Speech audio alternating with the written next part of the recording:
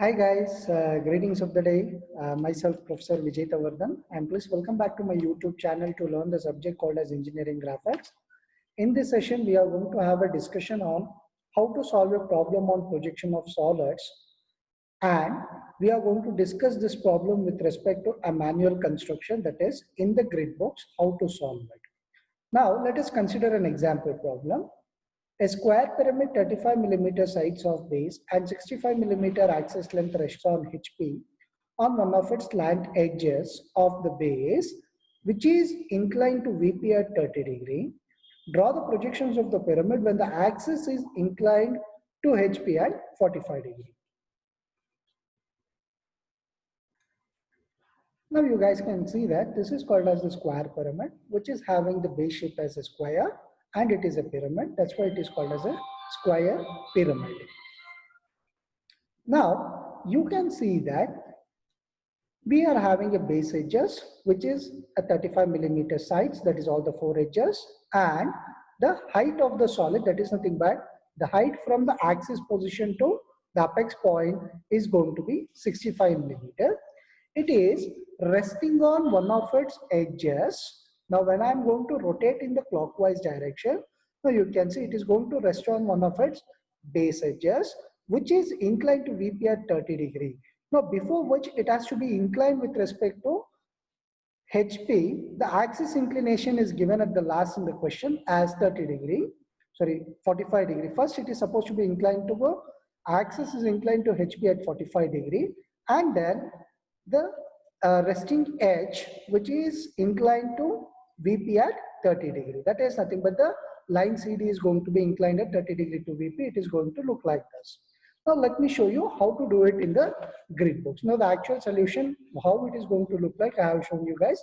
I'm going to show you how to solve it in a grid box.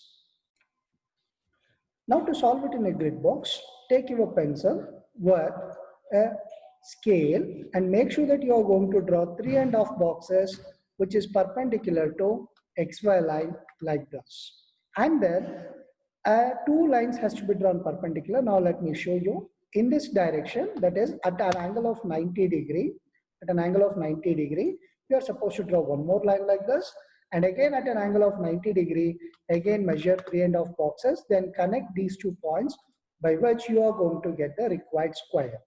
Now to get the slant edges, draw these diagonal lines as a dark lines, which is going to represent the slant edge from the top view.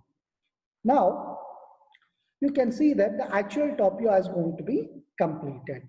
Now after completing this top view, now let me complete the annotation part, dimension parts, and the projector parts till the XY line.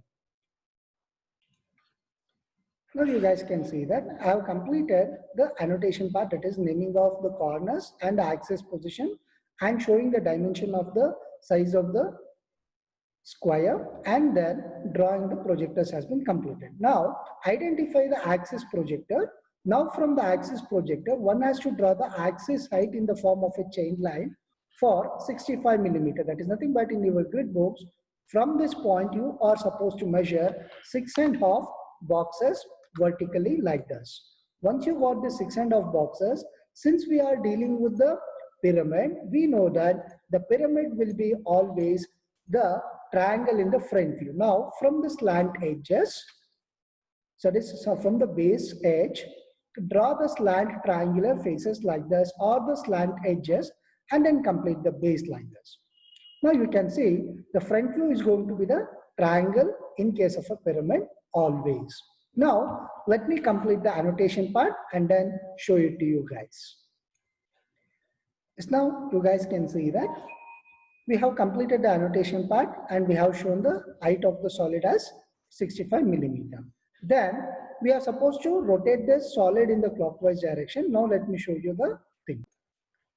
Now once we have completed the first stage, now we are supposed to go for the second stage. Now the second stage, you can see that HP inclination, the axis is inclined to HP at an angle of 45 degree. Now you can see the axis is supposed to be inclined at an angle of 45 degree to HP, which is quite difficult to solve it. Henceforth, we are going to rotate the base about 90 minus given angle theta. The theta angle is given as 45 degree in the question. Now base inclination is 90 minus theta, that is 90 minus 45, that is the base is supposed to be inclined at 45 degree. Now when we are rotated is solid at a clockwise direction, it is going to be rest on the corner C dash D dash. Now with C dash D dash as a reference, we have to reconstruct the point C dash and D dash. Now let me reconstruct the C dash D dash at some convenient distance over here. Then we are going to mark this point as C dash as well as D dash. C dash as well as D dash. And then from that point in the anti-clockwise direction, I repeat, sorry, in the clockwise direction, you are supposed to measure the angle of 45 degree. Now 45 degree line is supposed to be drawn using your 2H pencils. Once you have drawn this 45 degree line, then what you are supposed to do is using the compass, measure the distance from C dash to B dash. Measure the distance from C dash to B dash.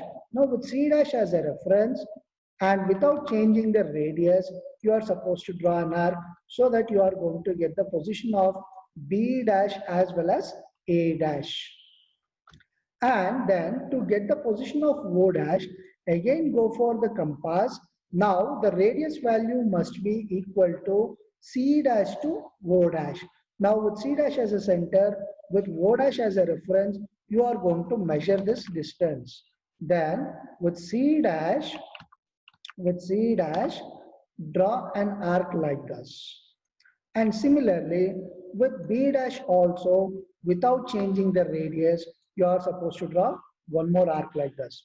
Now the intersection of the arcs, we are going to get the point O dash. In this way, we are supposed to complete the front view. Let me complete it and show it to you guys. Now you guys can see that I have completed the annotation parts completely and also I identified the axis position. And now, since we have rotated the base at an angle of 90 minus theta, that is at an angle of 45 degree, but the axis inclination is given in the question.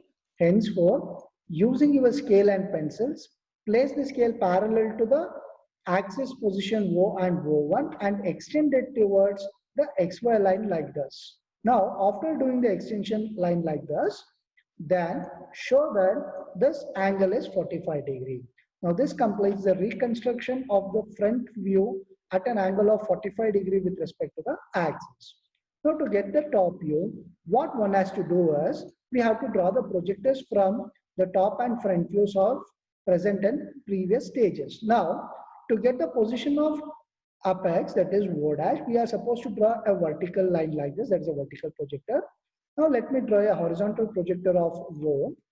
Now the intersection point is going to be marked as the corner, sorry, not the corner here, this is going to be the apex O. Now in the same fashion, we are supposed to complete all the projectors and complete the annotation part. I'm going to complete it and show you to you guys by repeating the same procedure for all the remaining points. Now you guys can see that whatever the procedure we have followed to get the corner O, that is by drawing the vertical and horizontal projectors of O, we have done the same thing for all the remaining points. Then we have got the respective points like this. Then, according to the rules of visibility, the first point says that the boundary lines are always visible. Now let us complete the boundary using the HB pencils. Now one can take the HB pencil and a scale and identify the boundary. A to B is going to be the boundary, and then B to O, then O to C, and then C to D, then back to A is going to be the boundary. Now the first point is finished. Now the second point, identify the base is visible or invisible. If visible, make those base edges as visible edges, else make it invisible. Now according to this, we have to identify that whether the base is visible or invisible. When the observer is seeing the object from the top, the apex is nearer to the observer, henceforth the base is not visible, hence the base edges must be made as invisible. But however, the base edges which are on the boundary is always visible. Now according to this, only the line BC is going to be shown as invisible, because you can see that the AB AD and CD is going to form the boundary. So boundary is always visible, even though the base edges are invisible, but they forms out the boundary, hence it must be always visible. Now the second point is finished. Now the last point in this primer is such of the slant edges, either partially or completely, passing through the visible base are invisible, or vice versa. Now inside the invisible base there will be a visible slant edge. Inside the visible base there will be an invisible slant edge. Now you can see that the base edge is a invisible edge. Henceforth, inside this, whatever the slant edges which is passing inside, they are always visible. So you can see the portion of the slant edge OA is going to be passed inside the invisible edge. Hence, it must be visible. In the same fashion, OB is also partially passing inside the invisible base. Henceforth, that is also going to be the visible. And at last, you are supposed to show the chain line from O to O1 like this. Now, this completes the drawing over here.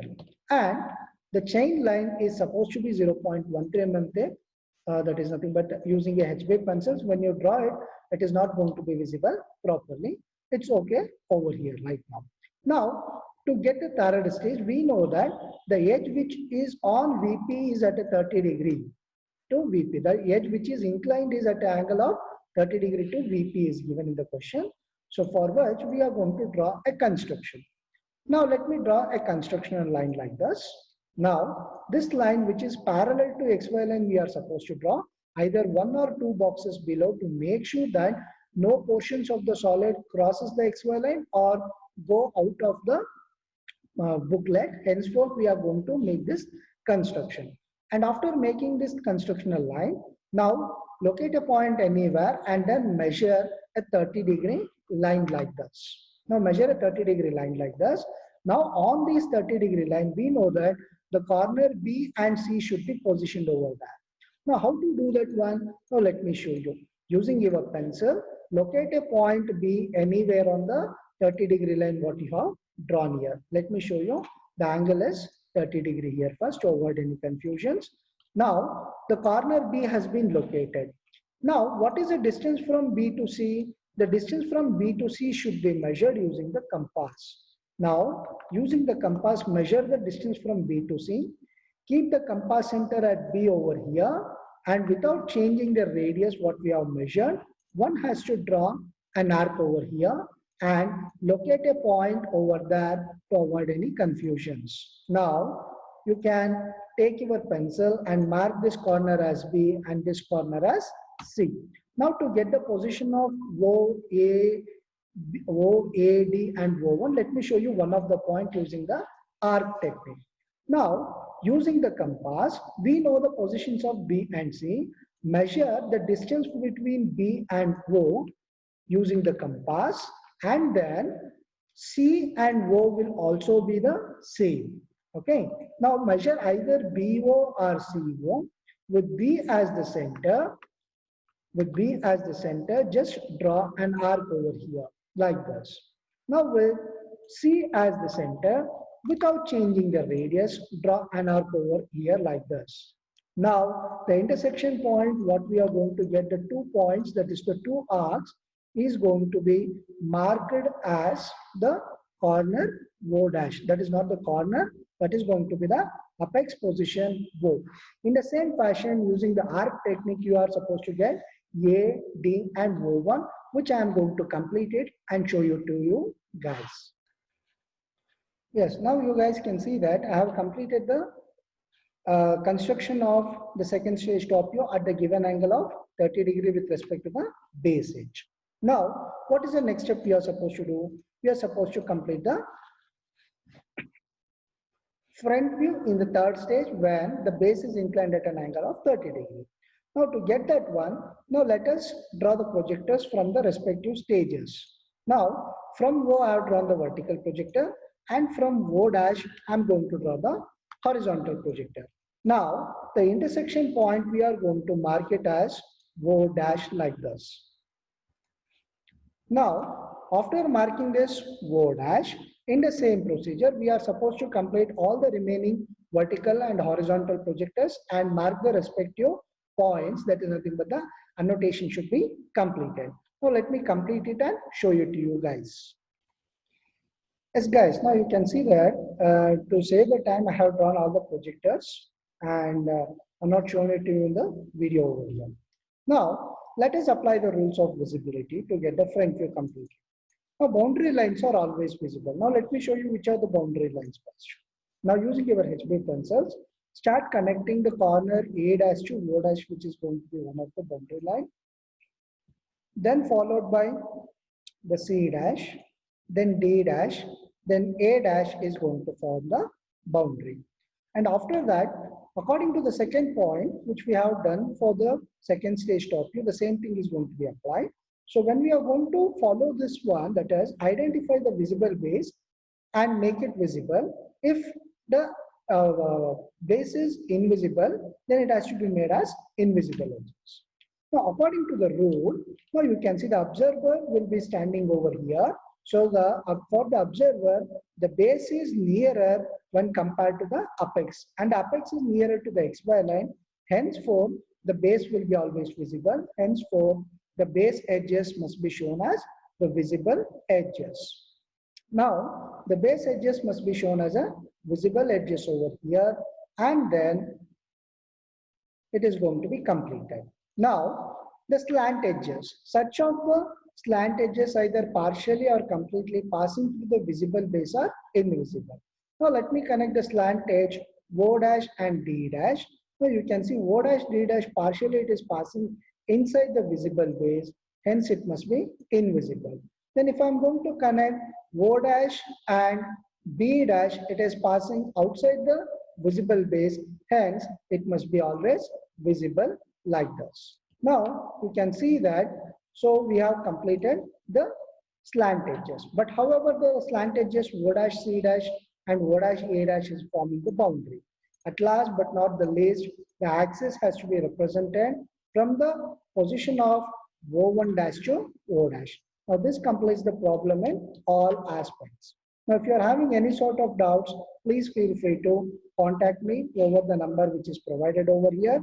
And also, I kindly request you guys to please like this video, share and subscribe to all your first year engineering students.